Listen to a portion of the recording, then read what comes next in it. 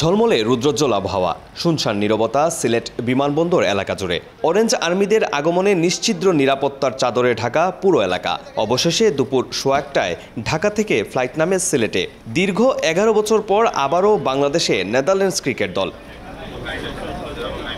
শুরুতে সকালে ঢাকায় পৌঁছায় তারা। সেখানে সকল আনুষ্ঠানিকতা শেষে প্রায় ৩ ঘন্টা অপেক্ষা করতে হয় ডোমেস্টিক ফ্লাইটের জন্য। এরপর তারা এসে পৌঁছায় পূর্ণভূমিতে। এ নিয়ে তৃতীয়বারের মতো বাংলাদেশ সফরে এলো নেদারল্যান্ডস। ২০১১ সালে ওয়ানডে বিশ্বকাপে প্রথমবার বাংলাদেশে আসে তারা। সবশেষ ২০১৪ সালে টি-20 বিশ্বকাপ খেলতে বাংলাদেশে এসেছিল ডাচরা। তবে এবারই প্রথম কোনো দ্বিপাক্ষিক সিরিজ খেলতে আসলো তারা। এদিকে আসন্ন সিরিজের জন্য নিজেদের স্কোয়াডে ৩টি পরিবর্তন এনেছে নেদারল্যান্ডস। ইনজুরির কারণে ছিটকে গেছেন রায়ান ক্লেইন ও ফ্রেড ক্লাসেন। ব্যক্তিগত কারণে সরে দাঁড়িয়েছেন সাকিব জুলফিকার। তাদের জায়গায় ডাক পেয়েছেন ১৭ বছর বয়সী batter Cedric de Lange, pacer Sebastian Bratt ও allrounder Sikandar Zulfikar.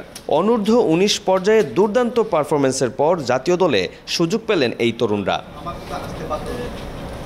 Bangladesh Netherlands series মাঠে গড়াবে ৩০ আগস্ট প্রথম টি-20 দিয়ে। পরের ২ ম্যাচ ১ ও ৩ সেপ্টেম্বর। সবকটি ম্যাচই হবে সিলেট আন্তর্জাতিক ক্রিকেট স্টেডিয়ামে। প্রতিটি ম্যাচ শুরু হবে সন্ধ্যা ৬টায়। এরই মধ্যে অনলাইনে পাওয়া যাচ্ছে টিকিট।